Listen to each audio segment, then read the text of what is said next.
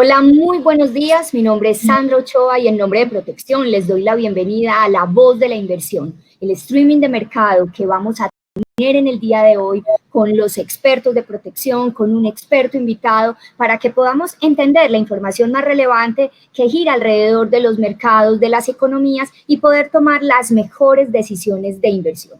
El 2020 definitivamente nos cambió a la gran mayoría nuestra forma de ver el mundo y nos llevó a reflexionar sobre algo fundamental, que nuestras vidas pueden cambiar en cualquier segundo y debemos estar preparados ante cualquier eventualidad. Y precisamente el ahorro y la inversión son ese mecanismo, ese camino que nos ayuda en gran parte a estar preparados para situaciones como las que estamos viviendo. Y qué mejor que tener la orientación de los expertos para poder entender lo que ha dejado esta pandemia, cómo han reaccionado las economías y ajustar un poco nuestras estrategias de inversión y de ahorro, o si aún no hemos tomado la definición, pues comenzar a hacer una inversión.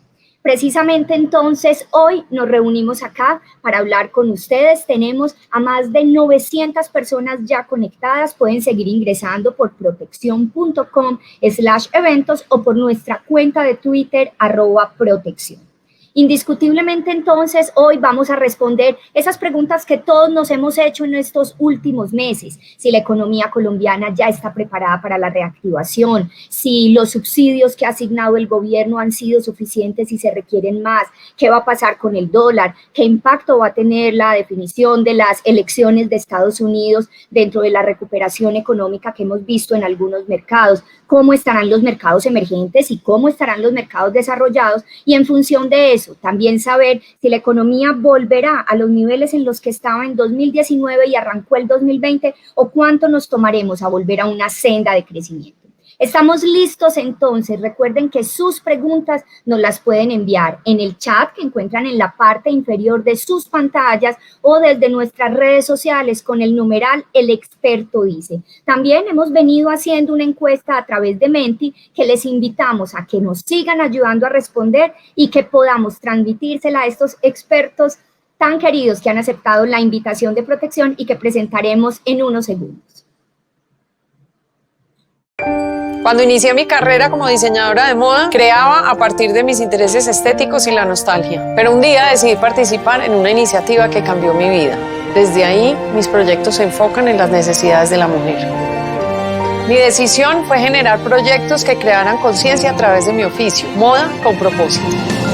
Los logros de mi vida son fruto de buenas decisiones y para tomarlas conté con la ayuda de expertos. Lo mismo hago cuando se trata de inversión. Me asesoro con los que saben, me asesoro con Protección. Protección me acompaña para que aproveche las oportunidades que se generan en el mercado. Me ofrecen soluciones y asesoría que se ajustan a mis necesidades. Un experto en decisiones elige a un experto en inversiones. Protección, su próxima buena decisión. En la mañana de hoy, uno de los expertos que nos acompaña es Juan Carlos Echeverry, muy conocido por todos, economista de la Universidad de los Andes, PhD en Economía de New York University, reconocido como uno de los mejores economistas colombianos. Fue ministro de Hacienda, CEO de Ecopetrol, decano de Economía de la Universidad de los Andes y director general del Departamento Nacional de Planeación. Escribió la novela En Sitio Más Oscuro, reside en Maryland, Estados Unidos, es socio de eConcept y desde Estados Unidos nos saluda y se conecta con Protección y todos sus clientes. Bienvenido, Juan Carlos. Hola Sandra, muy buenos días. Muchas gracias por esta invitación que me honra mucho por acompañarlos en Protección. A ti muchísimas gracias. Hoy nos robamos al especialista también de Caracol y nos lo trajimos a hacer un streaming con nosotros y a conversar con nuestros clientes. Ajá, pues así es. Vamos a ver si logramos dar una perspectiva amplia de lo que está pasando, que es mucho lo que está pasando. Así es. También nos acompaña Julián Cárdenas. Él es del equipo, él es de la casa, es quien asesora a muchos de nuestros clientes y hoy también nos trae toda su visión como experto. Él es economista con más de 15 años en el sector financiero, especialista, estratega de ahorro e inversión de Protección. Julián, qué rico estar contigo y esperemos que hayas tenido una bonita mañana antes de comenzar hoy. Hola Sandra, muy buenos días, me da mucho gusto verte nuevamente y a Juan Carlos, qué gusto poder compartir este espacio contigo. Igual. Bueno, señores, entremos en materia. Como lo anunció Juan Carlos, hay mucho por hablar. Ya vamos por la mitad del tercer trimestre del año en un entorno que ha estado marcado por grandes parálisis en la actividad económica y los efectos que esto ha generado en los mercados financieros, en los bursátiles, pero también en la percepción de tranquilidad de los ciudadanos del común, que todos los días nos levantamos con un montón de noticias y que a veces nos vemos ante la sensación de si es momento de realizar una inversión o no, y precisamente eso es lo que queremos conversar en la mañana de hoy. Juan Carlos, arranquemos hoy. Si hoy aplicáramos esa medición de hace 10 años, en donde se veía pues que luego de una crisis como la de 2018 había que tomar unas medidas, ¿serán las mismas medidas las que habrá que tomar para volver a reactivar las economías?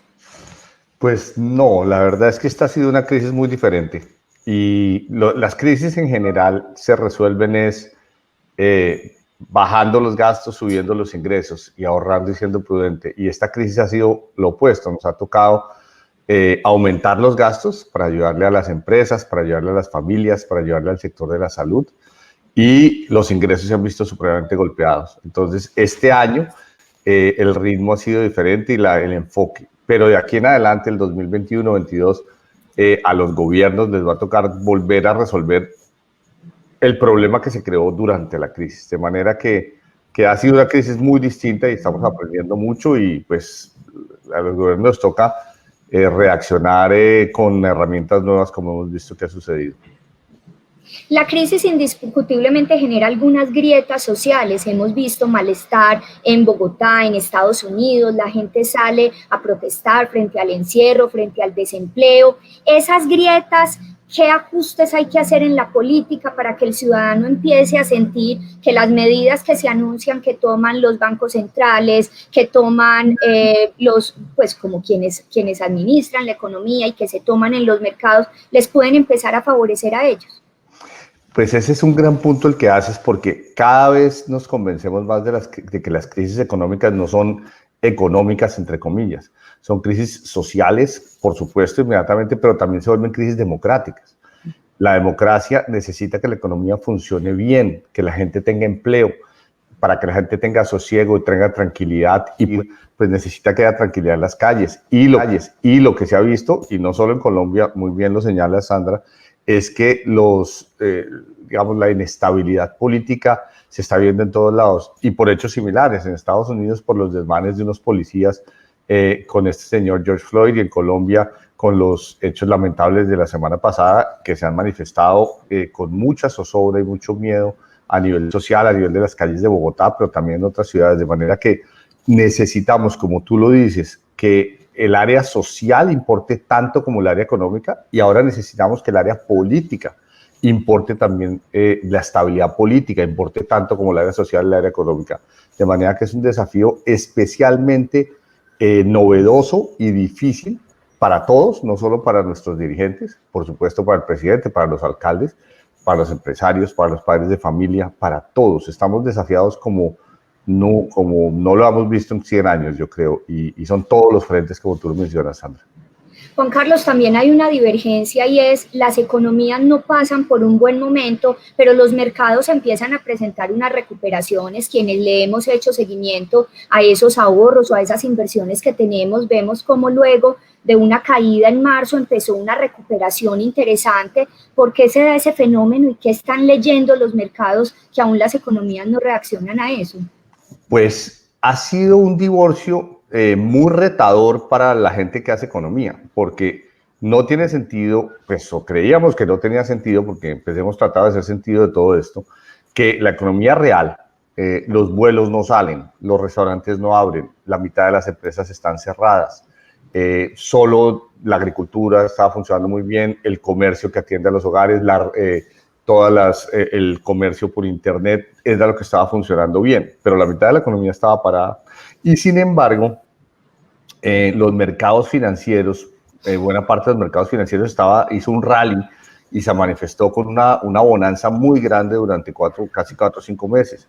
Tuvimos 2 correcciones, una hace una semana y 15 días y otra hace cosa de mes y medio, pero a pesar de eso, pues un gran auge. Ahora, ese gran auge estaba liderado por las acciones tecnológicas fundamentalmente, porque pues a Amazon le sigue yendo bien, a Zoom maravillosamente, todas las plataformas que nos permiten hablar a distancia, toda la gente que estaba vendiendo por correo, etcétera, le seguía yendo bien. Entonces, casi que la economía se abrió en dos velocidades. Una economía que iba muy bien, una economía de los mercados financieros que también tenían un rally, y la economía real de muchos sectores muy mal. Por supuesto, detrás de eso también estaba la Reserva Federal de Estados Unidos y todos los bancos centrales del mundo inyectando liquidez, y esa liquidez se manifiesta en algunos precios. Afortunadamente no en la inflación, o todavía no en la inflación, pero sí en precios de la bolsa. Juan Carlos, indiscutiblemente el dólar es como nosotros revisamos en nuestras escuchas sociales y demás, y es lo que más busca la gente en internet, en Google, para dónde va el dólar y demás. El dólar se estableció como esa moneda de reserva desde mediados del siglo pasado y sigue siendo quien lidera un poco el orden mundial. Nosotros, antes de que usted nos dé la visión del dólar, le quisimos preguntar a quienes se iban a conectar a este streaming qué perspectivas veían para el dólar, y ahora lo contrastamos con su mirada y con la de Julián y el equipo. Adelante, Dani, miremos cuál fue la respuesta a esa pregunta que le hicimos a quienes iban a conectar a este espacio. Muy bien, con un perro hermoso al fondo. A la pregunta, el valor del dólar en pesos al final del año será, tenemos yo diría un aplastante 79%, que dice entre 3.500 y 4.000 pesos, ahí se va refrescando en tiempo real. Y en segundo lugar, un 11% dijeron que estaría o piensan que estaría por debajo de los 3.500 pesos y un 10%, Sandra, estaría sobre los 4.000 pesos. Es el panorama que tienen en este momento las casi 1.500 personas que nos están viendo a esta hora sobre el dólar. Doctor Juan Carlos, señor Julián, ¿ustedes qué piensan de esta respuesta que dan quienes están conectados? ¿Van en esa línea? ¿Qué se espera para el dólar? Que obviamente marca bastante también como la expectativa de lo que puede pasar con las economías. Lo primero que quería averiguar, estaba mirando a ver si el perro que ladraba era el mío, porque no sé si le interesa mucho el dólar y está bravo con el precio del dólar. No sé si es el mío, pero puede ser. La verdad que pido excusas por Falcao, que es nuestro perro. A ver, el dólar ha fluctuado, fíjense, en toda esta coyuntura, llegó a 4.150, que fue el pico, y se desplomó y ha estado fluctuando entre más o menos 3.500 y 3.700, 3.800. Entonces, en ese rango que dicen las personas que respondieron la encuesta, de 3.500 a 4.000, suena muy razonable. Es un rango, digamos, que tiene un tamaño de un 15% más o menos. Y yo creo, ayer de hecho me llamó alguien de fuera del país a preguntarme por pues, un inversionista latinoamericano que tiene intereses en Colombia y va con una inversión muy grande, justamente por esta variable, y yo le di exactamente este mismo rango. De manera que, Sandra, yo estoy donde está en la opinión popular hoy por hoy. Y Julián, ¿cuál es la mirada del equipo de protección y tu mirada? Yo voy a tomar una frase que le he oído a Juan Carlos en varias ocasiones, y es tratar de estimar el dólar es la forma más fácil de desprestigiarse como analista. Pero la verdad sí coincido con la encuesta que mostrabas. Nos parece muy lógico que la tasa de cambio esté en ese orden. Pero yo agregaría un punto, y es que hay que ver la evolución del dólar desde mi punto de vista, como en dos momentos. Uno, de aquí al cierre todavía hay mucha incertidumbre. Como bien mencionabas, estamos pendientes al proceso electoral en los Estados Unidos. Falta el Brexit, todavía está en proceso. Y por supuesto lo que estamos todos muy ansiosos es ver cómo ha sido la recuperación de las distintas economías en el mundo. Ahora, las ayudas que se han dado en todo este proceso, pues en lo que se traducen es en una mayor oferta de dólares. Pues la espera del 31 de diciembre de este año pareciera que sí es de debilidad del dólar, pero en medio de la confusión y de la angustia y de este mundo tan dividido, como también lo señalabas, donde vemos contrastes de política, inclusive hasta del fenómeno climático, Juan Carlos. En Estados Unidos estamos viendo pues todo el fuego, todas las llamas que vemos en California, y por otro lado la tormenta Sally con lluvias y mucho frío. Entonces, eso es un poco la foto que yo veo en este momento de la expectativa del dólar. El impacto del dólar se relaciona, si entiendo bien, con el tema de las materias primas que se negocian precisamente en esas monedas, con un valor del dólar como el que se está estimando, que se pudiera pensar para la negociación de estas materias primas, como el caso del petróleo, y esto será bueno o malo para Colombia y su reactivación. Pues Sandra, lo que pasa es que tanto las materias primas como los mercados emergentes y la macroeconomía emergente de los mercados emergentes donde se inscribe Colombia, como el dólar, están teniendo, pues como es natural, una crisis de la magnitud mundial que tenemos ahora, están teniendo sus propias dinámicas. Entonces, por ejemplo, el petróleo, que es la que más nos importa, tiene ahora ha tenido unas fluctuaciones de oferta y demanda brutales. Primero, alrededor de marzo supimos de la guerra de precios entre Arabia Saudita y Rusia y el precio se deprimió hasta llegar por debajo de $10. En un día llegó a ser negativo. La gente pagaba porque se le llevaran el petróleo. Se ha recuperado a niveles de 40, 45, pero hace una semana, 2 semanas, por proyecciones de demanda, volvió y se deprimió. Ahora, hacia el futuro, uno pensaría que este es un periodo de muy baja inversión petrolera. La producción de petróleo del mundo necesita inmensas cantidades de inversión. Entonces, en 6 meses, 8 meses, 1 año, es posible que esa desinversión que está habiendo ahora en exploración y en producción y en transporte incluso, se manifieste en problemas de oferta y entonces el petróleo vuelva a subir. Entonces, eso tiene su propia dinámica. El dólar, como lo dijo Julián, se ha ido debilitando. Vienen las elecciones. Eso va a tener un hito pues el 3 de noviembre e incluso después del 3 de noviembre porque las elecciones de Estados Unidos van a tener una gran cantidad de gente votando por correo y entonces eso va a traer un problema político de que el conteo de votos puede durar una semana más.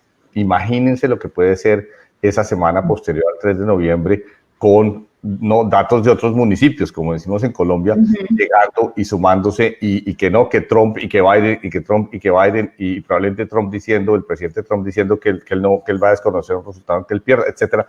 Eso va a traer una volatilidad en noviembre muy fuerte. Y finalmente los mercados emergentes, hay semanas en que dicen los mercados emergentes están ahora en auge y calientes, entonces mucha gente comprando y un mes después que los mercados emergentes otra vez están en duda. Entonces tenemos acá sí que hay demasiadas bolas en el aire y es un periodo interesante para nosotros los analistas y para la gente del común que tiene sus ahorros y sus inversiones y es un periodo que hay que ser cautelosos, mirar lo que está pasando porque hay mucho ruido, en particular pues hasta después de las elecciones de Estados Unidos, como decía Julián.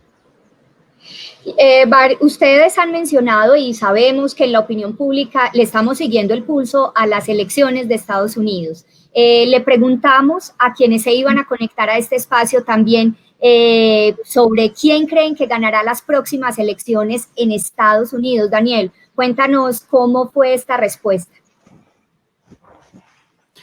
Muy bien, a la pregunta ¿quién ganará la presidencia de los Estados Unidos? Tenemos, yo diría que un margen bastante estrecho entre los dos candidatos que van punteando. El 55% gana levemente Joe Biden y con un 45% el señor Donald Trump. Esos son los resultados que Sandra, Julián y Juan Carlos, les digo, tenemos más de 1.700 personas en 11 países viendo en este momento la transmisión. Esos son los resultados, Sandra.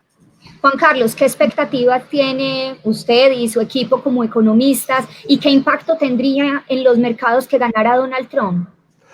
Pues, a ver, la verdad es que desde las dos convenciones, la convención demócrata y la convención republicana, ha habido una confusión muy grande porque la convención demócrata no habló, por ejemplo, de contenidos de campaña, ¿sí? No habló de una cosa que es obvia, ¿qué es lo que va a hacer el señor Biden? Se enfocó en que Biden no es Trump. Y luego vino la convención republicana y casi no habló del COVID y de la crisis, sino que la economía va muy bien. Entonces, ambas convenciones fueron un poco esquizofrénicas y es como que no hablaban del elefante en la sala, ¿no es cierto? Uno no hablaba de qué iba a hacer en política y política económica, etcétera, en general, y la otra no hablaba de la crisis y la recesión, sino hablaba de la bonanza. Entonces, yo creo que el público americano y sobre todo dos grupos de votantes, las mujeres de los suburbios, que apoyaron más a Trump que a Hillary Clinton, curiosamente una mujer y las mujeres la abandonaron, y la población afroamericana están siendo los campos de batalla muy fuertes donde se están definiendo buena parte de la elección. Y pues fíjense lo cercano que están la gente que respondió la encuesta. Ese 55-45 sigue muy de cerca lo que está pasando en Estados Unidos. Y pues faltan, ¿qué? 45 días para elecciones. Falta el mes de octubre y lo que queda de septiembre. Y eso es una eternidad en términos de política. Puede pasar cualquier cosa. De manera que si ganara el señor Trump o si ganara el señor Biden, lo primero que les toca hacer, que fue lo que me preguntaste ya para entrar a responder la pregunta, Sandra, no, es salirse del modo elecciones, salirse del modo crispación, ¿sí? Ojalá el señor Trump lo hiciera, salirse de ese modo crispación, porque ha manejado mucho la economía y el país con Twitter y atacando, y ya entraría en ese caso en sus últimos 4 años, y salirse de ese modo crispación y entrar al modo de resolver la crisis, porque la crisis económica es muy profunda. Yo creo que lo primero es resolver la crisis económica y salirse de la política, algo similar a lo que nos toca en Colombia. Dejemos de hablar de política y volvamos a hablar de economía y resolvamos el problema económico, del empleo, de que las empresas no se quiebren, etcétera. De manera que yo creo que eso le tocaría tanto a Trump como a Biden, Sandra. Julián, tu mirada. Bueno, yo primero destaco que el resultado de la encuesta es muy parecido realmente a las encuestas que vemos en Estados Unidos, que, digamos, se han adelantado las últimas semanas. Me parece curioso que cuando uno mira los resultados de esa encuesta y trata de irse a septiembre del 2016, cuando la pelea era entre Trump y Hillary, las cifras eran muy parecidas. Entonces, como coincido en lo que dice Juan Carlos, de aquí al 3 de noviembre realmente es una moneda al aire, que, digamos, la probabilidad de que quede uno u otro. Ya ha entrado, digamos, ya en la posición de si queda presidente Trump o Biden, pues pareciera que cualquiera que sea el próximo presidente va a tener que atender esta crisis que, digamos, coincido con Juan Carlos en que seguramente le va a tomar buena parte del inicio del próximo periodo presidencial. Y lo otro es cómo van a quedar las cargas finalmente en el Congreso, porque si queda Biden, y recuerden que Biden ha anunciado que quiere echar para atrás un poco los recortes de impuestos que hizo Trump en su periodo, si no tiene ese respaldo en el Congreso o tiene una mayoría republicana, podría ser muy distinto. Y al igual pasaría con el presidente Trump. Entonces, ese es un factor adicional, esa mezcla del Congreso que va a permitir darle realmente maniobrabilidad al próximo presidente. En medio de la crisis, pues suena muy atractivo para la gente que le bajen más los impuestos y que le den estímulos, y es parte de lo interesante que estamos viendo en este momento en la campaña electoral.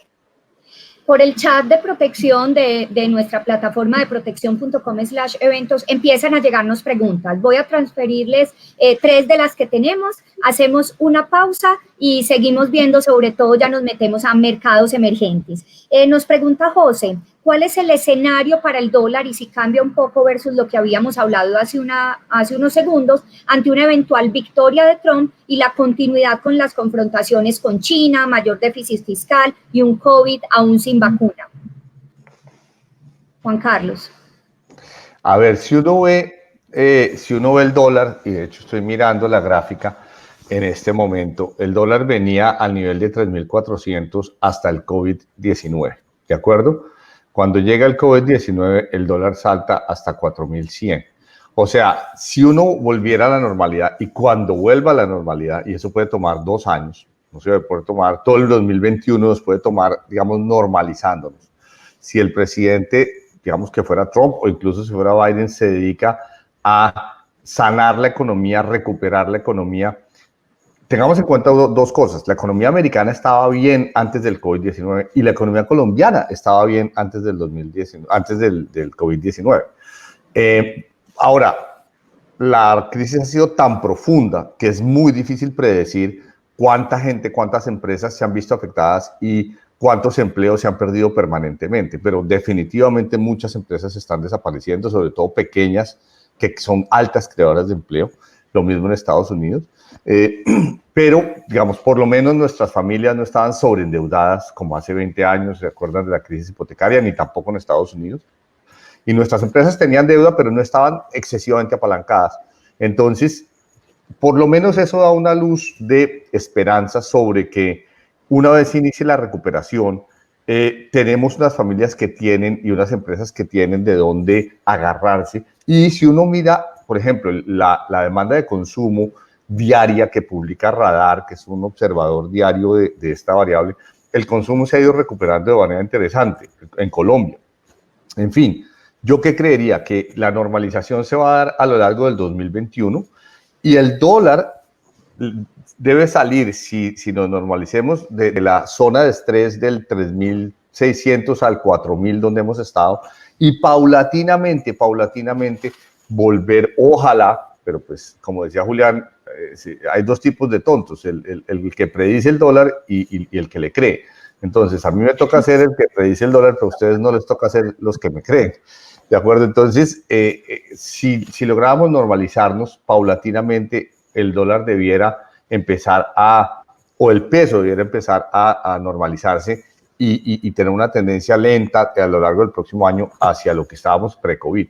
Pero pues, al día de hoy, como dijimos al principio, el rango 3.500 a 4.000 suena todavía el más razonable, dado toda la turbulencia que aún existe. Nos pregunta María si es hora, con este escenario, de tener o buscar opciones de inversión fuera de Colombia o es mejor mantenerse con las inversiones acá en el país. Pues yo vivo en Maryland, entonces, en Estados Unidos, entonces tengo digamos, una tendencia a, sí, nos lo han enseñado muchos premios Nobel de Economía, a tener un portafolio diversificado, de manera que uno pueda tener soporte en diferentes tendencias. El dólar mismo. Entonces, Colombia, por supuesto, tiene tremendos atractivos en el mediano plazo, también tiene desafíos y tiene turbulencia, etcétera, pero hay, digamos, buenas oportunidades de inversión, por supuesto. Y tener una exposición a dólares no es mala, incluso como mera compensación frente a fluctuaciones muy fuertes de las monedas, que se dan, pues se han dado brutales a lo largo de este año, y entonces una forma de cubrirse es tener un pie en ambos sitios, sin hacer unas apuestas que sean demasiado arriesgadas, porque es que cuando el mercado está tan volátil, uno se arriesga a tener pues inmensas ganancias un día, inmensas pérdidas otro. Y uno lo que quiere es un portafolio que se comporte de manera mucho más estable y para eso es que la diversificación ayuda. Pero Julián sabe esto. Exacto, precisamente le iba a pasar la palabra a Julián. Julián, ¿qué recomendación le haces tú en tus asesorías personalizadas a los clientes protección frente a preguntas como esta?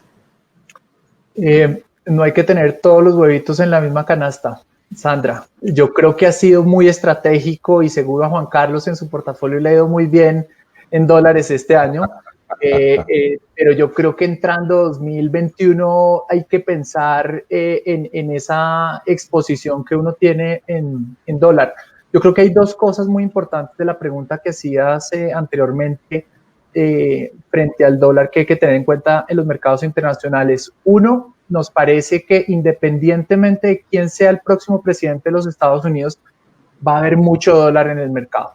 Y eso es un punto a tener en cuenta muy importante. Y dos, me parece que la postura de los Estados Unidos frente a China no va a cambiar mucho independientemente de que sea Trump o Biden, porque pareciera que al interior de la sociedad de los Estados Unidos hay ya una idea de que de alguna forma hay que compensar la balanza que digamos, que ha sido desfavorable para Estados Unidos frente a China. Entonces, eso me parece que va a ser muy importante hacia adelante. Entonces, yo diría que, de nuevo, hay que tener canastas balanceadas, tanto en pesos como en dólares. Y para una persona que está en Colombia, creo que ha sido muy valioso tener exposición en el exterior y haber mantenido la calma en activos locales. Lo hemos visto en los test, que han tenido un comportamiento extraordinario.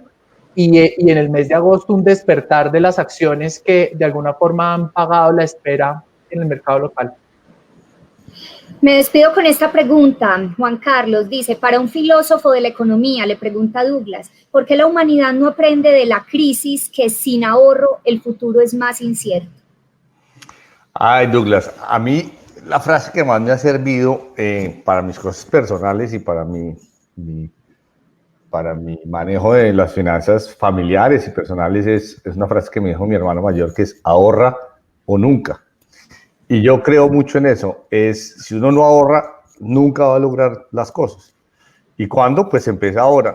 Desde pequeño, desde que tuve mi primer sueldo en el Banco de la República hace casi 40 años, me he dedicado a ahorrar. Y lo que le da a uno soporte frente a estas crisis es ese colchón de ahorros.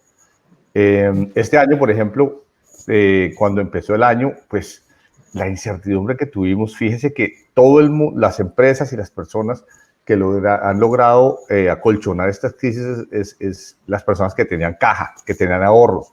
Entonces yo no puedo estar más de acuerdo con Douglas, ahorra o nunca. Mantengamos un colchón de ahorros, siempre es difícil, y más pues en una crisis así, cuando los ingresos bajan y los gastos hay que mantenerlos, pues el ahorro se reduce, pero para eso es que uno ahorra, para tener un fondo de dónde sacar cuando las circunstancias se ponen difíciles. Y siempre las circunstancias se ponen difíciles, cada 3, 4, 5, 6, 8 años. Esta vez fue 3 años después de la crisis anterior, fue demasiado pronto, pero cierro reafirmando eso. El ahorro es la clave de la inversión, es la clave de la estabilidad, es la clave del crecimiento. Vamos a hacer una pausa, quédense ahí, volvemos en 2 minuticos o mejor, en 30 segundos para que continuemos hablando, nos metamos al tema de mercados emergentes y profundicemos en Colombia. Denos 2 segundos, ya regresamos. En Protección tenemos un firme propósito, ayudarte a cuidar tu salud financiera en esta cuarentena y acompañarte a que incorpores pequeños hábitos que te llevarán a descubrir que la magia no está en cuánto te ganas, sino en cómo administras tus gastos. Así, tomar el control de tus finanzas se vuelve algo posible y cotidiano.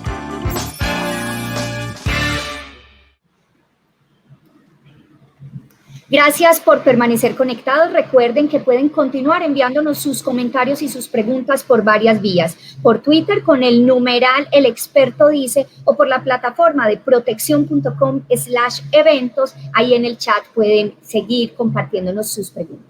Anunciamos entonces un bloque en el que íbamos a hablar de mercados emergentes. China, India y Latinoamérica, Brasil, México, están en particular afectados por la pandemia y han necesitado grandes esfuerzos fiscales. ¿Cuál es la lectura de esas economías y sobre todo qué posibilidades hay para quienes los miran con ojos de inversionistas? Juan Carlos. Pues también aquí hay un récord bastante diverso. China, las últimas indicaciones es que se está recuperando bien, o que la incidencia del virus, irónicamente, que empezó en China, ha sido menor en China. China tiene una sociedad y un manejo comunista y la capacidad de ejercer un control que es difícil en otros países. India, en cambio, la incidencia del virus está disparada y pues eso tiene un efecto inmenso sobre la economía. Y el récord en América Latina es muy mezclado. Tanto Brasil como México han sido, digamos, no los más ortodoxos ni los más disciplinados frente al virus. Tanto Andrés Manuel López Obrador como el presidente Bolsonaro han disminuido la importancia y la relevancia del virus, le han tratado de quitar, digamos, su peligro cosa que se les vino en contra.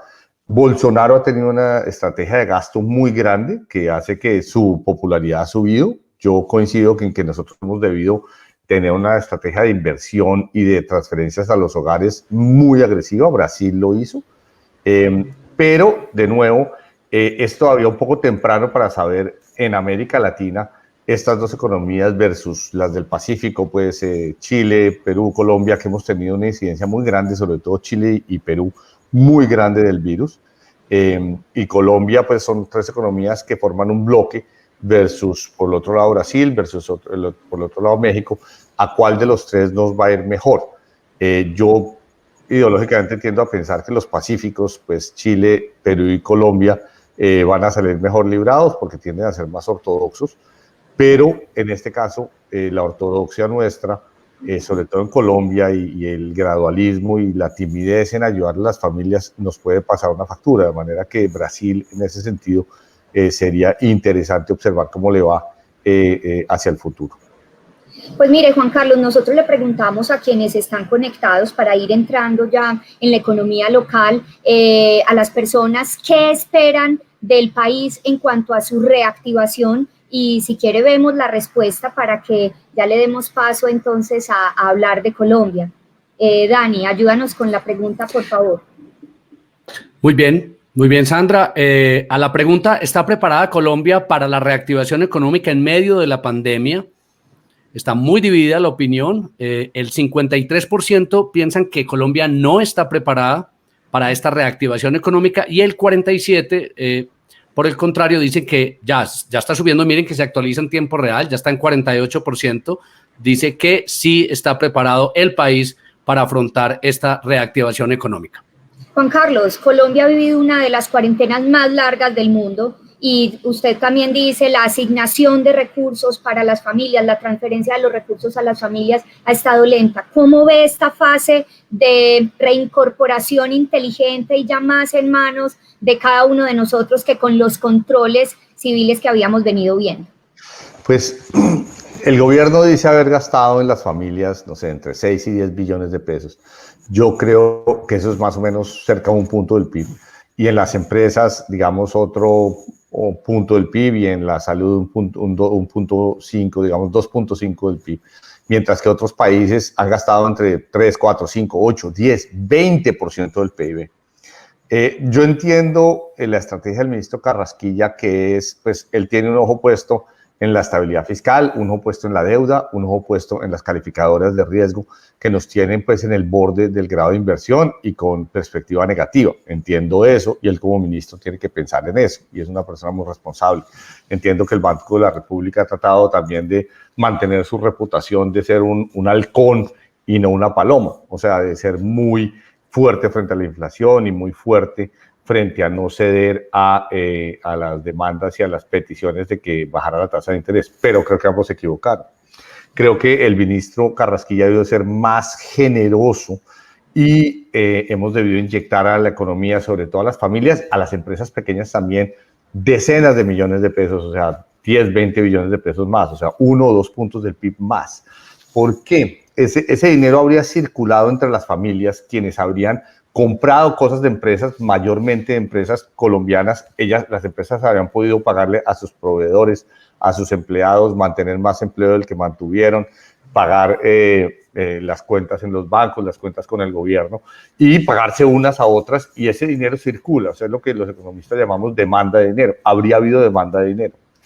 El banco ha debido bajar la tasa de interés a 0,25, como la bajó Perú, como la bajó Chile, y ser mucho más agresivo en soportar la economía. Creo que se quedaron en un enfoque muy ortodoxo, muy de crisis normal y muy de esto no me toca a mí, es una crisis de un virus que nos llegó, y entonces eso es un tema de oferta, pues en el argot de los economistas, es un choque exógeno de la economía. El Banco de la República no tiene por qué reaccionar, nada más equivocado desde mi punto de vista.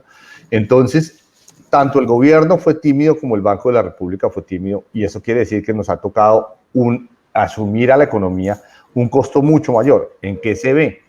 La economía colombiana, junto con la de Estados Unidos, fue en la que más saltó el desempleo en el mundo. El desempleo nuestro saltó 10 puntos porcentuales, En Estados Unidos saltó algo similar. La diferencia es que el nuestro saltó de 12% a 22 o de 11 a 21 y el de Estados Unidos saltó de 3 a 13. Entonces, nuestro desempleo es brutal. ¿Qué ventajas tenemos? La economía tiene la capacidad de que al volver, ojalá los vuelos, los restaurantes, los hoteles, el sector servicios, la industria, etcétera, buena parte de ese empleo se recupera, pero no necesariamente los 5 millones de puestos de trabajo que se perdieron se recuperan muy rápido. Entonces es probable que el empleo crezca en 2, 3 millones, ojalá 4 o 5, quien no lo querría. Pero yo creo que hemos debido dar más soporte de manera que la pérdida de empleos hubiera sido menor, la pérdida de demanda hubiera sido menor y la recuperación no tuviera que ser tan exigente. Y ahora en la recuperación, y para no alargar mucho, necesitamos no solo que se recupere la economía, sino que se recupere par y paso el problema fiscal, que la economía paga los impuestos, la economía paga el IVA, la economía paga la renta, pero eso depende y de eso depende que el gobierno se estabilice sus finanzas. Entonces vamos a tener, ojalá, la creación de un círculo virtuoso en la cual el gobierno y la economía se ayudan, ahora sí gradualmente. Yo creo que el gradualismo fue equivocado en la época de ayudarle, pero ahora es importante que haya un gradualismo tributario. El gobierno está proponiendo una reforma tributaria de 2 puntos del PIB que desde mi punto de vista es completamente exagerada. Si usted le quita ahorita a un paciente que está anémico, le saca 2 litros de sangre, pues lo acaba. Entonces, tenemos que empezar a cobrar impuestos y a mirar el tema tributario par y paso a lo largo de los próximos 3 y 4 años y no pretender hacerlo en un solo año. Esto, tuvimos un debate, un panel hace unas 2 semanas con analistas de Brasil y sin haber hablado, ellos estaban en la misma tónica, que debe haber varias reformas pausadas a lo largo de los próximos 3 o 4 años en lugar de una sola gran reforma el próximo año. Es muy importante y fíjate que, Sandra, que es un gradualismo al momento de salir de la crisis. ¿Cree entonces usted que para no perder el grado de inversión, cuáles deberían ser como esas decisiones que tome Colombia ante esas presiones fiscales que efectivamente pues tiene el país y que usted ha descrito muy bien? Porque también está la presión del grado de inversión, ¿cierto?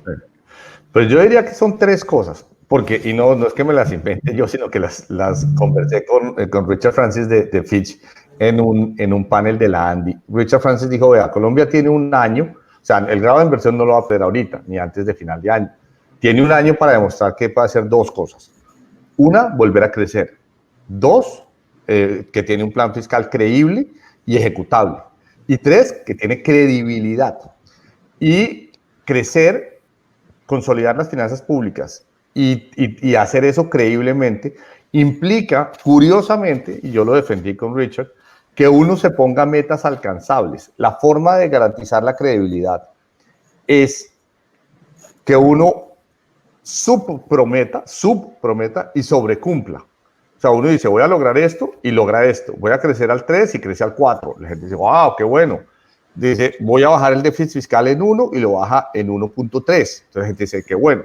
Si uno dice, voy a bajar el déficit fiscal en 2 puntos y lo baja en 1.5, la gente dice, no cumplió y pierde credibilidad. Y el 1.5 es heroico, pero se puso una meta excesivamente alta y lo que hizo fue subcumplir. Entonces, yo creo que el plan fiscal, por eso creo que debe ser gradual, para poder sobrecumplir las metas. Eso es fundamental. Yo soy manejador de crisis. Estuve en la crisis hace 20 años, estuve en la crisis de Ecopetrol y uno no debe sobreprometer. Uno debe prometer cosas que pueda sobrecumplir, es lo fundamental. Y para eso, vuelvo a lo anterior, uno debe ser razonable en la meta de crecimiento. El gobierno está diciendo que vamos a crecer 6.6 el próximo año. Los analistas, empezando por el Fondo Monetario, por las agencias calificadoras, por el Banco Mundial, etcétera, creen que vamos a crecer entre 3 y 4,5 por ahí. 6,6 es excesivamente alto. Puede suceder que el crecimiento sea positivo y sea muy bueno, pero de nuevo, yo creo que esas son estas 3 cosas: crecer, consolidación fiscal y credibilidad. Y en ese no sobreprometer, ¿cuál es la cifra que usted cree de crecimiento para el país? Yo creo que algo razonable es entre 3,5 y 4. Entre 3,5 y 4. Ten en cuenta que el crecimiento se hace sobre este año y este año el PIB va a estar muy bajo. Entonces, va a haber lo que se llama un efecto base. El denominador va a estar pequeño, entonces el numerador, casi con cualquier numerador vamos a tener un crecimiento alto. Entonces, el 2021 no va a ser difícil crecer bien. mantener ese crecimiento en 2022, 2023, 2024 sí va a ser más complicado. Pero incluso el crecimiento que el gobierno se está poniendo para el 2021 del 6,6 suena muy optimista. Julián, ¿cómo está nuestra mirada versus esa perspectiva de crecimiento que plantea Juan Carlos? Pues nosotros estamos más pesimistas que el gobierno. Nosotros estamos pensando algo más cercano a entre el 8 y el 10% de contracción este año. Vemos el próximo año un rebote, como lo mencionaba Juan Carlos. Y yo creo que aquí hay un punto muy importante, y es que la mejor reforma es que la economía crezca. Y ahí coincidimos que hay que darle como todas las herramientas a la economía y a las empresas para que puedan crecer.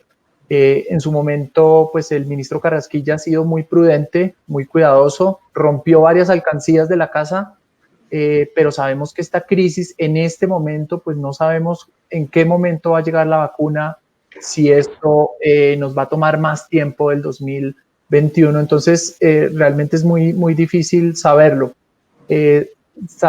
También nos parece que el gobierno va a tener que adelantar una reforma probablemente en la primera legislatura. El ministerio ha dicho que se inclina más por el segundo semestre, lo cual desde nuestro punto de vista pues es una dificultad.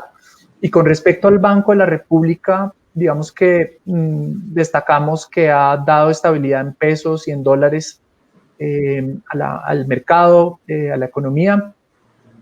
Inicialmente lo veíamos muy tímido, pero la lectura que tenemos en este momento es que nos parece difícil que cumpla con la regla de Taylor, que es esta relación de, o sea, la tasa ideal, teniendo en cuenta la relación de inflación y Producto Interno Bruto.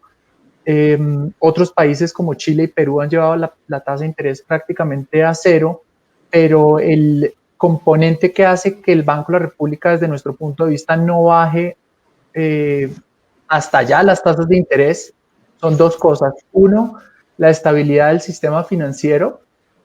Tasas mucho más bajas podrían poner en peligro el sistema financiero. Y dos, la mirada de los inversionistas internacionales. Ellos quieren seguir manteniendo esa puerta abierta. Vimos hace pocos días la emisión más de un título de mayor plazo en la historia del país, a 30 años, al 2050. Estamos hablando de casi 4.8 billones de pesos que se pusieron en el mercado, pero la demanda fue de casi 9. Entonces, qué bueno que hay apetito por los títulos de Colombia. De alguna forma le reconocen al país, un poco lo que decía Juan Carlos, cuando uno ve la economía hace 20 años o más, ve que hemos avanzado en muchos aspectos. El tema de la pobreza, el tema de la creación de empresas, es decir, Colombia, y coincido con Juan Carlos, la lectura que teníamos a finales del año pasado, es decir, si no hubiera llegado la pandemia, hubiéramos tenido un año extraordinario para Colombia, pero necesitamos es crecer. Esa me parece que es la mejor forma esa es la mejor reforma que puede hacer el país.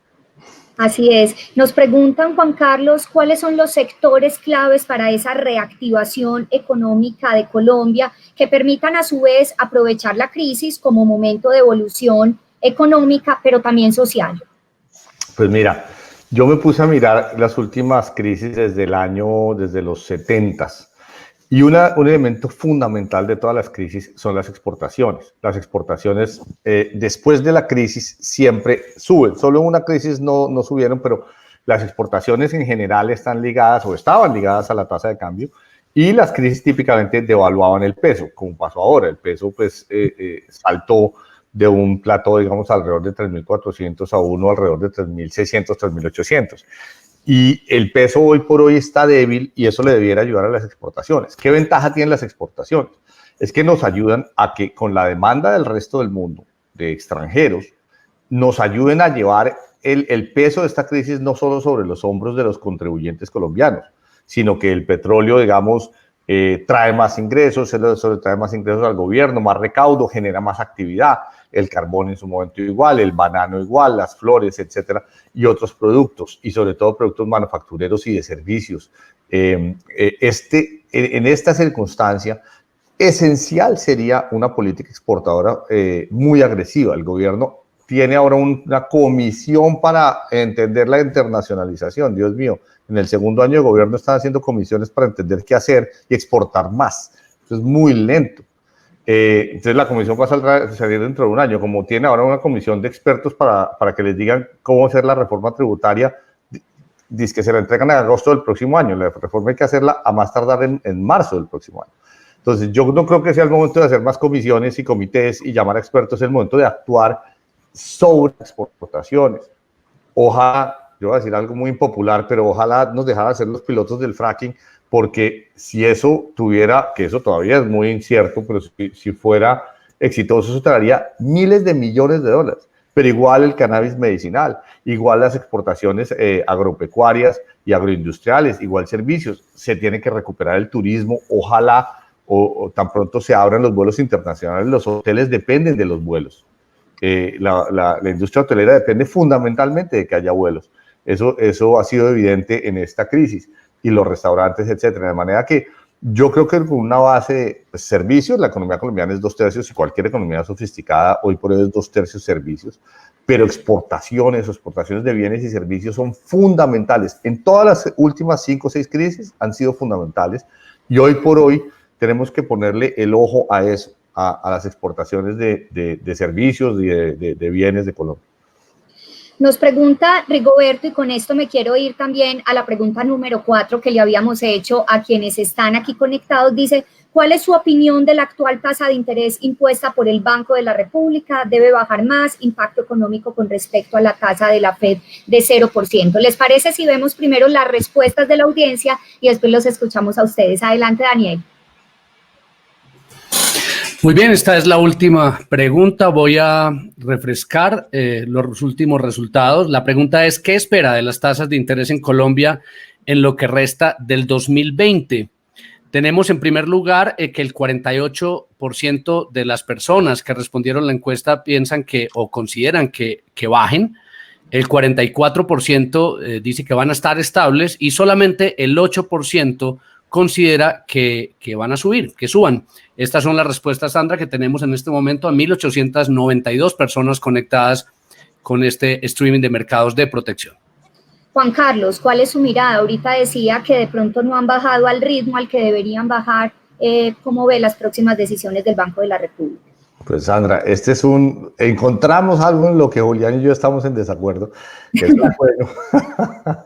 Yo sí creo que el Banco de la República ha debido bajar las tasas, primero porque la inflación va para abajo y va a seguir para abajo probablemente un tiempo. ¿Por qué? Porque eso es típico de las crisis. Cuando la demanda está colapsando, pues si las familias estamos encerradas en las casas, las empresas están cerradas, entonces la demanda colapsa. Yo no soy keynesiano, pero en estos momentos sí me volví keynesiano, espero que me dure poco y que se me pase pronto, pero en estos momentos yo creo que el Banco de la República ha debido ser más agresivo y el gobierno más agresivo gastando, y eso se lo creo porque son gobiernos, porque es un ministro y una gente del banco que no es keynesiana, son muy conservadores en economía, como me gusta a mí, pero en este momento han debido ser menos conservadores y más agresivos en el gasto y en bajar tasas de interés. Yo coincido con lo que hizo Perú y con lo que hizo Chile. Creo que el sistema financiero estaba muy bien capitalizado y muy bien manejado, de manera que el temor que manifiesta Julián yo lo veo menos grave, pero cada cual es dueño de su miedo. Ahí sí, pues yo no le voy a decir si su miedo está más correcto que el mío. Él tiene el suyo, yo tengo el mío. En cambio, el miedo mío era el miedo de las familias sin tener cómo comer 3 veces al día o comer 7 días a la semana, o el miedo del empresario que estaba pasando de la liquidez a la insolvencia, y a quienes les habría ayudado mucho una inyección de liquidez más agresiva. Entonces, por supuesto, hay 2 valores o dos principios encontrados. El principio de la estabilidad, y el Banco de la República pues hizo primar eso, y la estabilidad financiera, como dijo Julián, pero del otro lado está el principio de comer 3 veces al día y de salir de esta crisis menos golpeados, y creo que el ajuste que tuvimos fue un ajuste por sufrimiento social, más sufrimiento en 2020 y 2021, y yo creo que habría podido ser repartido entre más años con más deuda y con más agresividad monetaria y fiscal. Julián, vamos a ver si aquí coincides ¿Te vuelves a alinear con Juan Carlos o seguimos en paralelo? No, yo coincido con Juan Carlos en que el Banco de la República va a bajar la tasa de interés un poco más, pero me cuesta trabajo ver una tasa de interés por debajo del 1,50 o el 1,25, o inclusive llevarla a un nivel como en Chile o Perú, porque ya serían tasas prácticamente cercanas a cero y los riesgos que les mencionaba, el tema de la estabilidad del sistema financiero y un poco los flujos del exterior podrían pesar sobre la decisión. Pero hay otra cosa, Juan Carlos, que me parece importante poner sobre la mesa, y son las expectativas de inflación, que en este momento no sé, la verdad no tengo como un recuento de si en algún momento antes se había registrado algo así, pero cuando uno ve las expectativas de inflación del mercado, están más o menos del orden del 1,50 para el 2021, que son las tasas que de alguna forma se incorporan en los títulos, pero cuando uno le pregunta a los analistas, al promedio de la encuesta del Banco de la República, están por el orden ligeramente por debajo del 3%. Entonces yo creo que uno sentado en la junta directiva del Banco de la República, y tú que has estado ahí, ¿qué tan grave es esa divergencia? Porque me imagino que los codirectores no saben para dónde inclinarse, si creerle a los analistas o creerle al mercado. Y la otra variable que me parece que cada vez va a tener mayor relevancia en la decisión del Banco de la República es la tasa de desempleo. Veíamos cómo en Estados Unidos la tasa de desempleo se disparó, pero ya está otra vez en un dígito. O sea, la capacidad de respuesta de los Estados Unidos es extraordinaria, de dar estímulos. Ese es el tipo de respuesta que uno diría, qué bueno poder tenerla acá. Y aquí la verdad, lo que parece que va a pasar es que vamos a tener una tasa de desempleo alta por un tiempo más prolongado, y eso va a hacer que la situación sea mucho más difícil. Entonces, ahí hay como ingredientes de ambos lados, pero coincido en que van a bajar las tasas de precios. Claro. Posibilidad de réplica, Juan Carlos. Queda réplica. Sí, es que yo creo que a los economistas nos enseñan a ser muy duros, muy como la roca, fríos, como el hielo. Y eso es fundamental, porque si tenemos la cabeza muy caliente, pues nos la pasamos haciendo cosas así, como hacen los populistas, como hace Venezuela, como hace Argentina, qué sé yo, y eso es muy malo.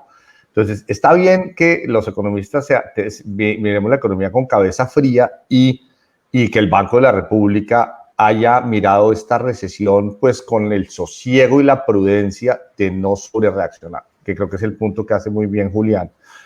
Lo que pasa es que, y ahí viene mi tema sobre la inflación, lo que pasa es que la economía literalmente está colapsando como no lo ha hecho, o ha colapsado como no lo ha hecho en 100 años. El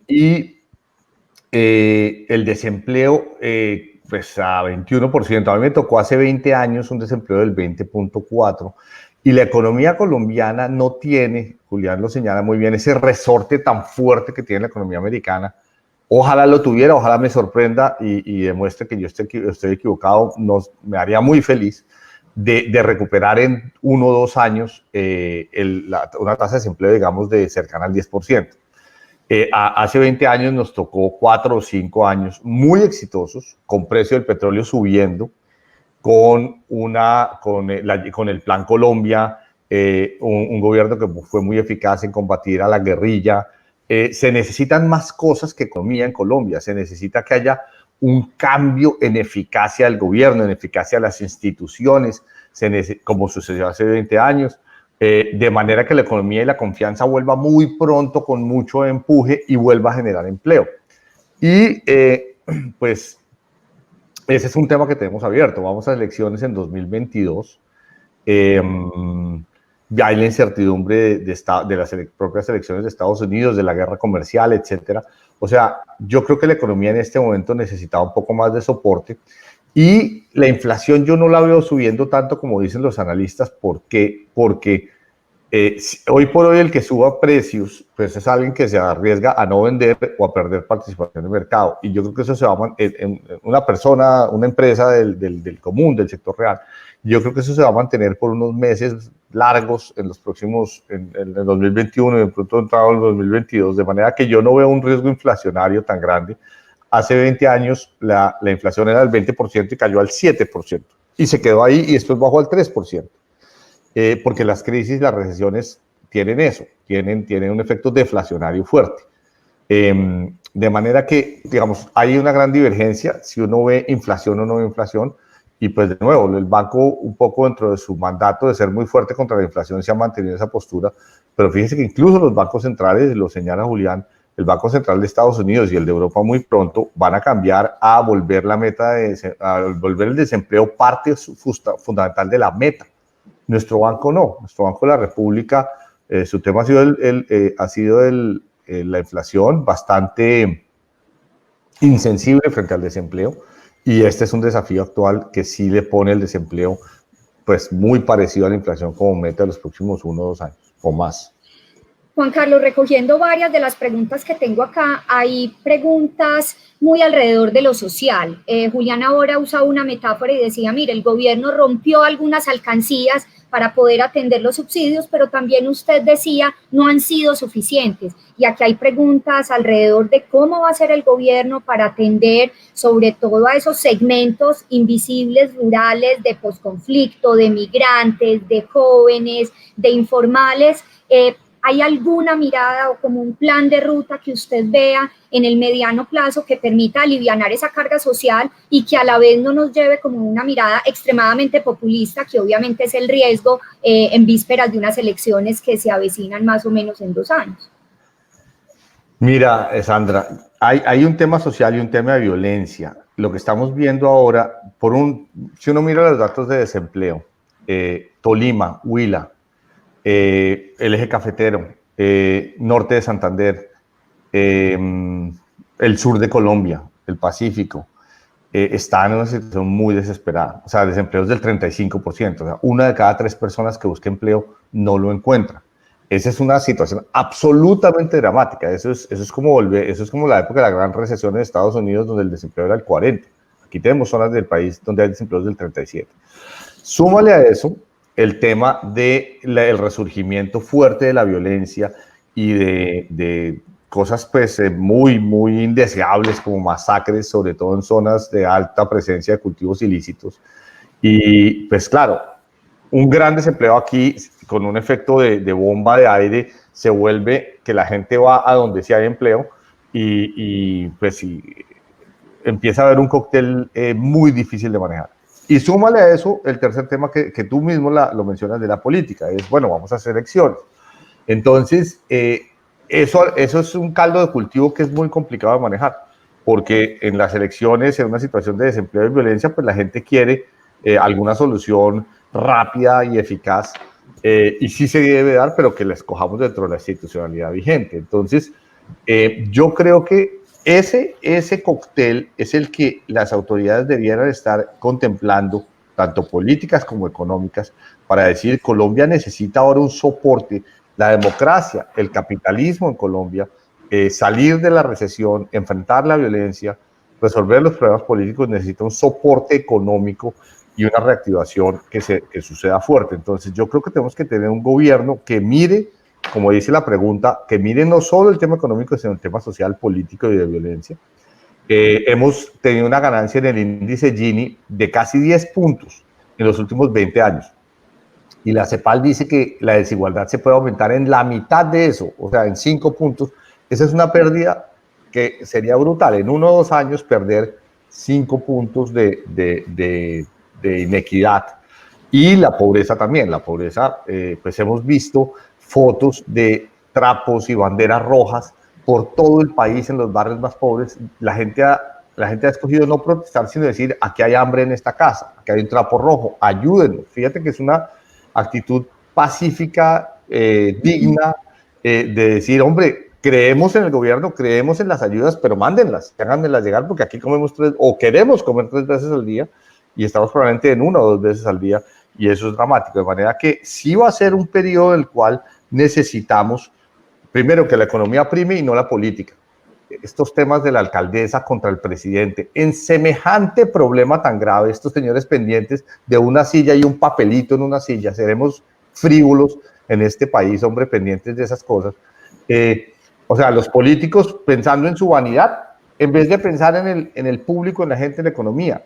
No le pueden quitar el ojo al balón. El balón es la economía y los políticos siguen pendientes de acabarse entre ellos mientras el país se está desplomando. Entonces, se necesita, y yo coincido con la pregunta, miren la sociedad, miren la pobreza, miren las empresas que se están quebrando y dediquémonos todos a ayudar a eso. En Medellín, en Bogotá, en Barranquilla, en Cali, en Ibagué, en Armenia, en Cúcuta, etcétera, porque ahí es donde van a estar el caldo de cultivo a que este problema, violencia, recesión y política, no se nos agrave más. Julián, tu mirada frente a eso, algún complemento para esta postura de Juan Carlos. No, yo digo que la política económica en este momento se está concentrando cada vez más en el empleo. Lo estamos viendo por parte de los principales bancos centrales. Pienso que va a ser un tema de discusión muy relevante acá en Colombia también. Y creo que una de las cosas buenas que nos traen las crisis es que dan unas condiciones para poder hacer cambios más estructurales. Y creo que uno de los cambios que hay que trabajarle muy fuerte es a la reforma laboral. Tenemos para muchas empresas restricciones para poder contratar rápido, y creo que también la forma de la capacitación también de ciertas personas, pues digamos que se puede como ajustar más a la realidad que tenemos hoy en el país. Entonces es fundamental no perder de vista ese ingrediente que sin duda nos podría ayudar muchísimo en la fase de recuperación. Juan Carlos, frente a esto que usted ha venido describiendo muy bien, de desempleo, del flujo de recursos que de pronto no están percibiendo los hogares colombianos, empiezan a surgir iniciativas de qué tal recurrir al fondo que yo tengo en mis ahorros de pensiones obligatorias para alivianar un poco esa presión que hay. Justamente en el Congreso están cursando varias iniciativas de ventanas de retiro del fondo obligatorio para poder atender eso. Digamos que se ha alivianado un poco con los retiros de cesantías, pero la gente termina viendo lo insuficiente. ¿Cuál es su mirada frente a iniciativas como esa? Porque usted ahorita nos decía ahorra o nunca, y precisamente ahí se estaría disminuyendo el ahorro con miras de largo plazo para atender la contingencia de la crisis que hoy viven los hogares. Pues en Chile y en Perú acudieron a ese ahorro. En Colombia hemos sido más cautos y se le ha dicho a los colombianos, exacto, que tal como tú lo decías, Sandra, échenle mano al ahorro de cesantías. Hemos visto cómo el gobierno también ha echado mano al ahorro, por ejemplo, de regalías, que es un ahorro que ni siquiera es del gobierno, es de los departamentos y los municipios. Pues los periodos de crisis son periodos en los cuales pues, la gente usa el ahorro y el ahorro acolchona el sufrimiento del periodo de crisis, ¿de acuerdo? Y una forma de ahorro es usar deuda. El gobierno se endeuda hacia el futuro y gasta más en estos periodos. No hemos llegado a un acuerdo en Colombia y el gobierno y el Congreso hasta ahora no lo han permitido. Es un tema litigioso, es un tema difícil, es un tema de una escogencia temporal o intertemporal, como dicen los economistas. Sí, dejo el ahorro para la vejez, que es para lo cual está diseñado el sistema de ahorro de largo plazo, y no para esta crisis en la cual yo puedo resolver el problema este año, pero aumentar el problema dentro de unos 3, 4, 5, 10 o 15 años, en que lamentaría haberlo hecho. De manera que es un tema difícil, el gobierno no lo ha abanderado y el Congreso yo creo que lo ha discutido, pero tampoco lo ha abanderado. De manera que los ejemplos de Perú y Chile, que han sido ejemplos además contenciosos en los países, nos mostrarán cómo fue, si esa fue una decisión acertada o no. En Colombia nos hemos apartado de eso. Julián, ¿alguna precisión frente a esto? Sí, más contarles como algunos de los errores típicos que se cometen durante la crisis. Uno de ellos es, a veces uno crea algunos colchones y unos ahorros que en momento de crisis la gente no gasta. Y lo aplica también, digamos, a los gobiernos. Se crean unos colchones y como que en momentos de crisis donde hay que romper las alcancías no se rompen y se siguen guardando y no se utilizan. Creo que este es un momento, como lo dice el gerente del Banco de la República, de guerra, una situación de guerra donde debemos salir a gastar mucho más. El otro error típico es que muchos inversionistas a veces abandonan muy rápido el mercado y eso tiene un costo gigantesco para sus ahorros de largo plazo. Y otro error frecuente es parar sus aportes de ahorro a pensión. Y pónganse a pensar las personas que suspendieron su ahorro en febrero y marzo o abril, cuando el mercado pues ha rebotado pues de una manera muy importante, pues se perdieron la oportunidad de aprovechar ese rebote. Entonces, digamos que esas son unas como de las enseñanzas de situaciones que normalmente se dan en momentos de crisis. Julián, justamente estás hablando de enseñanzas y nosotros tenemos a un grupo importante de clientes conectados que han visto una recuperación en sus portafolios. ¿Qué podríamos decir como lección para este periodo de 5 meses donde hemos visto mucha volatilidad? La lección pudiera ser mantenerse invertidos y aprender a mantener esa calma. Sí, sin duda. Yo creo que estos 5 meses pues, nos han dado la razón que mantenerse invertido en el mercado fue la mejor opción que pudieron haber tenido. Hemos visto recuperación prácticamente en todos los portafolios más conservadores de renta fija que están invertidos en TES han tenido una rentabilidad extraordinariamente buena.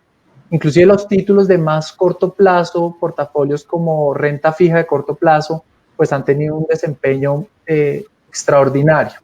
En este momento, digamos que en estos últimos 5 meses no es que nos hayamos de alguna forma quedado cruzados de brazos, hemos adelantado muchísimas estrategias para sacarle el mayor provecho al mercado y como lo decía Juan Carlos, tener portafolios diversificados nos ha ayudado muchísimo, teniendo dólares, teniendo acciones en los Estados Unidos, en Europa, y en este momento pareciera que los últimos meses pues, nos ha ayudado mucho más los activos locales. En Protección habitualmente hablamos con los clientes de perfil de riesgo y de plazos de inversión. Hablemos un poco de la importancia de estos a la hora de definir ese portafolio de inversión y mucho más con tantas presiones de volatilidad, con el ruido que escuchamos, que si el dólar, que si los mercados emergentes. La decisión es no irme a buscar mercados independientes, sino siempre partir de ese perfil. Sí, y yo pienso que uno tiene que ser muy fiel con lo que uno es. Uno no puede en momentos de crisis volverse más agresivo o ultraconservador. Yo creo que uno tiene que no perder de vista su objetivo de largo plazo y entender su perfil de riesgo, ¿sí? Porque si bien yo puedo hacer ajustes dentro de mi perfil de riesgo, digamos que es muy importante mantener un componente adecuado para esas metas. Entonces, ser fiel al perfil de riesgo, muy importante, y 2, no perder de vista pues, su horizonte de inversión. Y digamos que le hemos dado distintas opciones de inversión a nuestros clientes, tanto en activos muy seguros como activos de renta fija, como en otros vehículos fuera del mercado, como en fondos de capital privado que nos han ayudado mucho de alguna forma a compensar estos movimientos importantes en las inversiones. Le voy a hacer una pregunta a Juan Carlos para pasar de nuevo a Julián. Juan Carlos, ¿qué tan viable o qué tan interesante en este momento son los activos inmobiliarios? ¿Cuál es su mirada? Que usted que vive en Maryland y obviamente se han vuelto como una posibilidad de diversificar esos portafolios. Pues es un mercado que está cambiando bastante. Es un lado, pues, sobre todo ahora a raíz de la pandemia y del trabajo en la casa y hacia dónde va a evolucionar, pues el trabajo en el futuro, si la gente va a demandar, perdón, más espacio de oficina o no, y qué comprar. Yo he sido un beneficiario del mercado inmobiliario digamos, en los últimos 20 años compré un apartamento, compré una oficina en Colombia, en Bogotá, ambas cosas funcionaron bastante bien, compré un lote, también funcionó bastante bien, de manera que pues no puedo quejarme. El mercado inmobiliario ha sido importante, junto con el mercado, como lo dice Julián, junto con estar invertido en activos y en acciones y en renta fija, o sea, un portafolio diversificado, obviamente escogiendo cuál es el perfil propio, el perfil familiar, el perfil personal y las necesidades de liquidez, digamos, tratar de tener una estrategia, una visión de quién es uno y cómo quiere estar invertido. Ahora en este momento hay que entender el tema inmobiliario, cómo se va a mover, que no es fácil porque pues, el mundo está cambiando mucho. Estamos trabajando en la casa, ¿no es cierto? Los tres estamos trabajando en la casa en este momento, ¿o no? Yo veo a Sandra, Julián se le ve yo estoy en la biblioteca, yo estoy en mi oficina, en la casa. Entonces, ¿eso qué tanto va a seguir hacia el futuro? Si vamos a volver a las oficinas y cuáles van a ser los activos del mercado de finca raíz que se van a mover, pero definitivamente se van a mover. Entonces, si uno, como siempre, si uno logra estar en los sitios correctos, va a haber con seguridad cosas muy atractivas, sin dejar de tener un portafolio bien diversificado y mirarlo siempre con cabeza fría, sin dejarse calentar porque algo subió mucho y uno no estaba ahí. Eso siempre va a pasar. Sí. Pero digamos, creo que no estamos diciendo nada que no esté en los libros, y este va a ser un mercado que hay que entender, o sea, siempre tratar de comprar aquello que uno entiende mejor, porque muchas veces uno se mete a comprar cosas que no entiende, se quema las yemas y después es más sabio, pero menos adinerado. Julián, justamente Protección tiene varios portafolios inmobiliarios. ¿Cómo ha sido ese desempeño y qué decirle a estos clientes que están invertidos a través de Protección en inmobiliario? Bueno, lo primero que quería decir es que con los comentarios de la Reserva Federal de los Estados Unidos de decirnos vamos a mantener las tasas de interés bajas por un tiempo mucho más prolongado, y si uno ve la crisis anterior y se da cuenta que las tasas de interés estuvieron prácticamente en cero entre 6 y 7 años, en el escenario que nos estamos enfrentando es tasas bajas probablemente hasta el 2026, 2028, donde claramente tasas muy, muy bajas generan un atractivo importantísimo en un negocio como el inmobiliario. Y seguramente Juan Carlos lo habrá notado en los Estados Unidos, como los precios de las casas se han disparado en algunas regiones.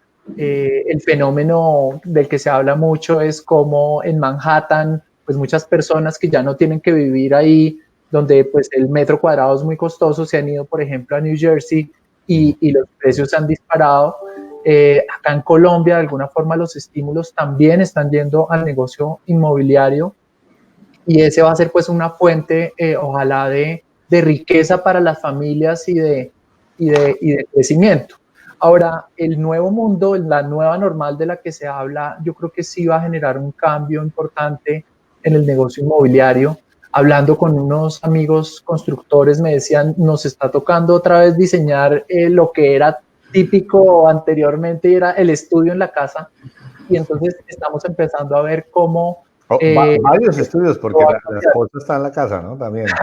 Sí. Y hoy por hoy los niños están en la casa, ¿no? Yo en este momento tengo 5 escritorios y 5 computadores. Incluso les decía a mis hijos, voy a estar hablando, por favor, calmado, porque es exacto, sala 1, sala 2, sala 3.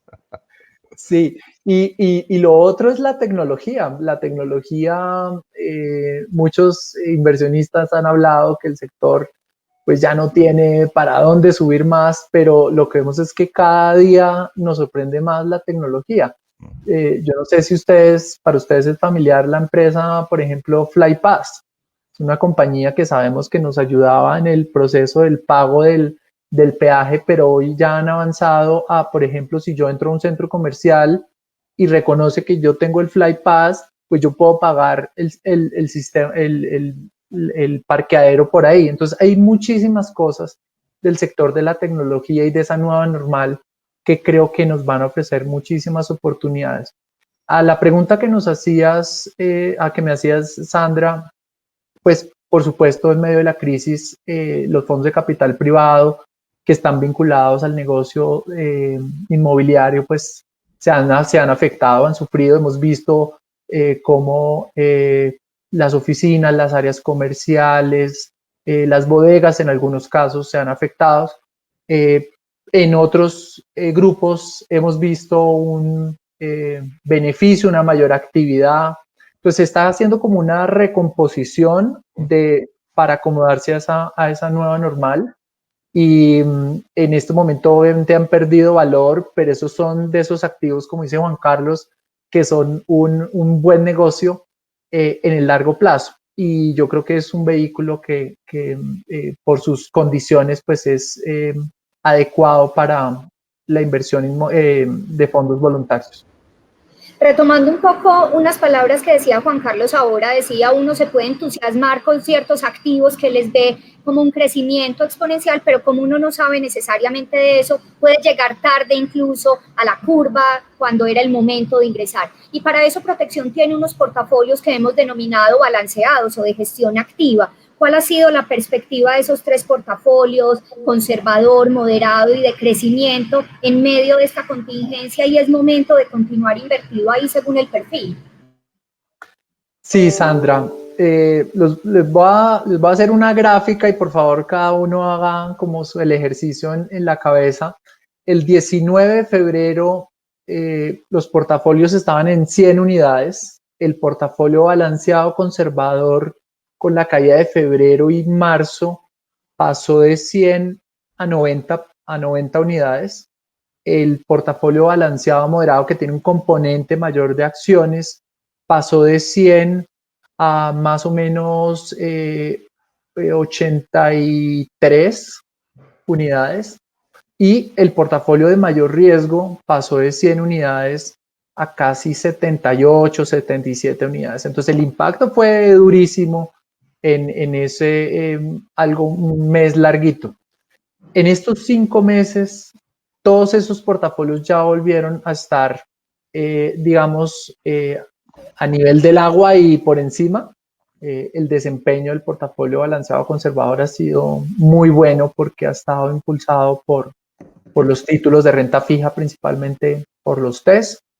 Y los otros han venido desatrasándose desde un nivel muy bajo. Entonces, cuando uno mira su extracto de marzo, si no lo han visto, no lo vean, y ve los datos hoy, se da cuenta que la recuperación pues muy considerable y que ha valido la pena esperar en estos 5 meses. Julián, nos pregunta Ana María, ¿cómo controlar el riesgo país? Porque hemos hablado, ¿cierto?, de una presión que vive la economía, de unas inequidades sociales que empiezan a preocupar a los inversionistas. ¿Cómo a través de Protección uno puede controlar o nivelar ese riesgo país? Esa sería una pregunta interesante para Juan Carlos. Me gustaría escuchar qué nos cuenta. Digamos que lo que estamos viendo en este momento es que hay mucho descontento, como hablábamos, hay mucha divergencia, estamos en medio de una recesión, algunos problemas del pasado hoy se ven mucho más grandes, la gente está con muchas dificultades y la gente ya está pensando en el próximo presidente del país. Entonces, digamos que hay muchos temores y angustias de los inversionistas en el aspecto político. En esta crisis, a diferencia de la del 2008-2009, mira que el riesgo del país o del riesgo asociado a Colombia en los mercados internacionales ha estado mucho más controlado. En la crisis del 2008-2009 vimos cómo los diferenciales de tasas se dispararon de una manera importantísima, reconociendo un mayor riesgo hacia las economías latinoamericanas, pero en este momento realmente esos niveles de riesgo no se han visto, porque creo que el ingrediente pues muy particular de esta crisis es que no tenemos un riesgo moral. Es decir, en el 2008-2009 la culpa era de los bancos, la culpa era de unas personas que habían hecho cosas inadecuadas en los vehículos financieros, pero esta crisis ha hecho inclusive que los gobiernos sean mucho más solidarios y por eso de alguna forma los recursos que se han entregado a la economía han sido muy, muy abundantes y esa liquidez del mercado ha hecho que los niveles de riesgo país han sido realmente bajos y están controlados. Juan Carlos, ¿usted cómo lo ve? Usted que vive afuera y nos observa a la distancia. Mira, yo tengo, pues por mi negocio, pues tengo muchos clientes en Wall Street, decenas de clientes. Y muchas veces cuando uno habla de Colombia, los colombianos tendemos a ser muy ombliguistas. Y no, el problema aquí, el problema allá, y es que tal cosa, y es que la política.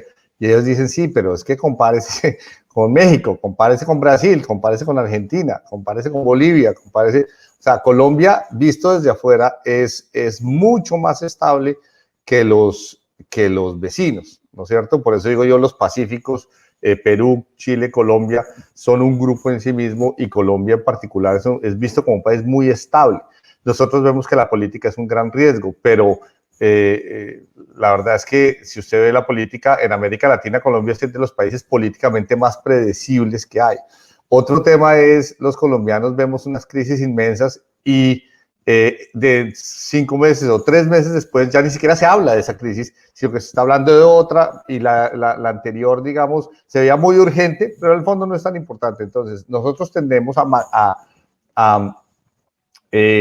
sobredimensionar las crisis en Colombia y somos un país en el fondo muy fuerte en manejar crisis. Los colombianos hemos pasado durante los últimos 25, 30, 40 años cosas muy difíciles y hemos sobrellevado esos problemas y los problemas actuales no son los más terribles. Bueno, tal vez la crisis económica sí es muy dura porque es una crisis que vino de un virus y que es mundial, pero los colombianos somos muy resilientes, somos un país con unos resortes institucionales muy fuertes, de pronto los más fuertes de América Latina, después de lo que pasó en Chile, que van a cambiar la constitución a raíz de las protestas que hubo en el año pasado, pues Colombia quedó como el país prácticamente más sólido políticamente, institucionalmente de América Latina, y eso no lo vemos mucho los colombianos la pasamos en la crisis de esta semana, ¿no es cierto? Que la alcaldesa peleó con el presidente porque pusieron un papelito en una silla. O sea, habrá cosas más frívolas que esta, pero en vez de estar mirando el problema de la policía, el problema de las calles, el problema de si están infiltradas las marchas, etcétera, resolver ese problema, los colombianos magnificamos unas crisis. Pero dicho eso, pues sí hay crisis. Tampoco vamos a decir que no hay una crisis, que la crisis no es fuerte y que no hay riesgos políticos. Yo creo que definitivamente lo que viene nos reta. Lo habíamos dicho antes en esta charla, tener una exposición en dólares es buena para compensar ese portafolio, de manera que esté uno cubierto, porque una crisis ¿qué es? Que hay una salida hacia el dólar, el peso se devalúa y uno, si tenía solo exposición en pesos, pues pierde todo su portafolio, ¿no es cierto? Y eso pues nos ha pasado tantas veces que ya muchos colombianos y muchos ahorradores tienen una exposición en ambas monedas de manera que eso los cubra. Entonces, tener portafolios que les permita tener esa amortiguación sobre la magnitud de las crisis. Crisis va a haber, crisis va a seguir habiendo, el dólar va a seguir fluctuando siempre, pero primero nuestra economía y nuestra política es más resiliente y más, esa es una palabra antipatiquísima, pero pues es la palabra de moda, ¿no? Es como sinergia hace 10 años, el que no hable de resiliencia pues no es sinérgico. Entonces, yo creo que lo que hemos dicho es bastante coherente con lo que hemos venido desarrollando como diagnóstico con Julián a lo largo de esta charla, ¿no? Diversifíquese, tenga una posición que sea interesante en activos denominados en monedas fuertes, y eso le da mucha solidez y estabilidad y balance al portafolio. Juan Carlos, sin perder de vista, y aquí me voy a tomar el atrevimiento, criterios de sostenibilidad. es decir, miradas con inversiones que tengan criterios ambientales, sociales y de gobierno corporativo, que Protección ha abandonado mucho como la diversificación de su portafolio, la inclusión de estos criterios en esas definiciones, porque tenemos que tener perspectivas de largo plazo y de contribución, y yo creo que su participación en Ecopetrol le generó una gran presión alrededor de eso, de cómo seguir generando retornos, pero sin perder de vista el medio ambiente y la sostenibilidad y la inclusión social, y obviamente el buen gobierno corporativo. Completamente. Hoy por hoy hacer las cosas bien tiene muchas más cosas de lo que era hace 20 años. Hace 20 años eso usted daba rendimientos, incluso muy de corto plazo, y eso bastaba. Hoy por hoy el corto plazo no basta, pero el largo plazo se ha vuelto un plazo muy amplio. Es que lo que hacemos esté bien hecho para nuestras generaciones venideras, para nuestros hijos, para nuestros nietos. Yo manejé Ecopetrol. En Ecopetrol y en la industria petrolera las condiciones han cambiado radicalmente, en el sentido de que uno, primero, la matriz tiene que ser mucho más, no solo petróleo, sino petróleo, gas y además hoy por hoy también apoyarse en energías alternativas, de manera que, y bueno, y la inclusión social y la inclusión de género, y de manera que usted tenga como una visión muy de país y de país de largo plazo en su portafolio, en el comportamiento de sus empresas, en el respeto al medio ambiente, de manera que, Sandra, no puedes estar, y esto es mundial, esto no es, los inversionistas hoy lo exigen en todas las inversiones, un buen comportamiento, una ética empresarial, una ética de inversiones, de manera que además, para decirlo muy claramente, no haya una gran vulnerabilidad que en 2 años se descubra y un activo que era muy bueno de pronto se desploma. Vimos que Exxon salió del Dow Jones, y pues quién iba a creer que Exxon hace 10 años, la empresa más grande del mundo, 100 años en el Dow Jones, y de pronto la sacan. Y es una empresa que pasó de 500.000 millones de dólares de valor a 160.000 millones de dólares en un espacio de 10 años. Exxon, estamos hablando pues de la petrolera más grande del mundo, pues privada, de manera que es fundamental en todas las empresas, no solo las petroleras, las mineras, pero también las agrícolas y las industriales, tener, como dice Sandra, un manejo muy consciente en muchos frentes, no solo el frente, por supuesto, del medio ambiente, sino el frente social y de género también. Bueno, Juan Carlos, muchísimas gracias. Creo que ha sido una conversación cálida, que hemos aprendido mucho. A Julián también muchas gracias. Y yo quisiera cerrar, Julián, con esa recomendación, porque seguramente muchos de nuestros clientes están diciendo, no sé si tengo tan afinado ese perfil de riesgo, ese horizonte de inversión quizás ha cambiado en estos últimos meses, o mis objetivos también se han modificado. ¿Cómo ajustar ese perfil de riesgo o cómo mantenerme si efectivamente no he tenido grandes cambios con Protección?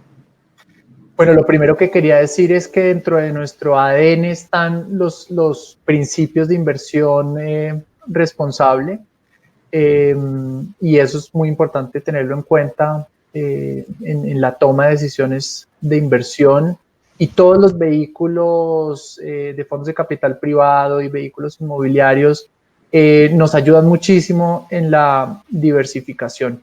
Hoy en Protección tenemos unas recomendaciones de inversión según su perfil de riesgo.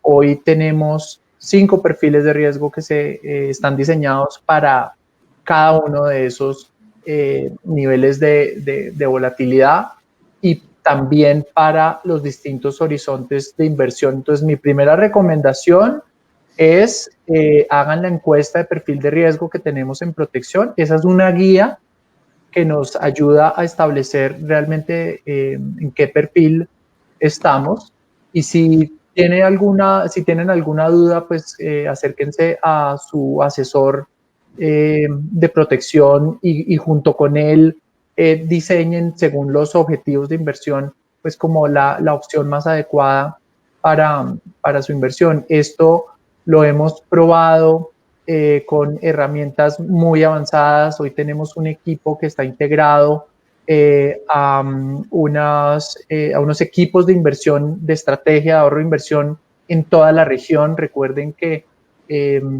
por ser de alguna forma parte de Sura, tenemos unos equipos también a nivel regional muy importantes, muy preparados en Chile, en Perú, en México, y en Uruguay, con quienes hablamos permanentemente, y con ellos construimos esa estrategia de inversión que de alguna forma se traduce en las recomendaciones que les damos a los clientes, como también pues destacar el trabajo de nuestra vicepresidencia de inversiones, que está permanentemente pues trabajando para ustedes y para darles el mejor desempeño posible a sus inversiones. Así es, Julián, muchísimas gracias. Y poder escuchar a expertos como Juan Carlos Echeverry también nos habla en el panorama, nos permite generar estas conversaciones, incluso a veces confrontaciones, porque no siempre tenemos que estar de acuerdo, pero lo mejor es poder tener una mirada experta que nos ayude a tener una perspectiva más amplia y nos saque un poquito como de ese movimiento solo de las noticias del día a día. Juan Carlos, un placer haberte tenido con nosotros y vamos a hacer un compromiso. Apenas usted pueda viajar de Maryland, apenas se abran los vuelos internacionales y podamos volver a juntar a nuestros clientes sin ningún riesgo de manera presencial, lo invito a que nos acompañe a uno de nuestros eventos de mercado para que sigamos aprendiendo con usted y con el equipo de inversiones de Protección. Gracias, Sandra, gracias a Julián, gracias a la dirección por acogerme. Es muy honroso que me permitan hablarle a una audiencia tan calificada y bueno, tan ahorradora y tan inversionista como la que tenemos ahora y las personas que nos han estado viendo. Entonces, muchas gracias por la invitación y bueno, de entrada acepto la invitación para cuando podamos volar de nuevo tranquilamente. Así será, un abrazo para todos, nos vemos en una próxima ocasión, les invitamos a completar la encuesta y seguir mejorando en estos espacios y nos vemos más adelante. Muchísimas gracias y feliz día. En Protección, vivir la vida desde hoy es anticiparnos, más ahora cuando el mundo vive un gran cambio del que todos somos parte y del cual nos debemos hacer responsables. Queremos soñar e ilusionarnos con un mundo sostenible en el que seamos conscientes de cuidar los recursos, de empoderar el talento humano, generar desarrollo con las comunidades y fortalecer la institucionalidad para cumplir los sueños de muchas personas, donde seamos responsables de lo que consumimos y lo que invertimos para asegurar un mejor futuro. Cuando nos unimos pensando en el futuro, hacemos que lo bueno pase. Protección, la vida desde hoy.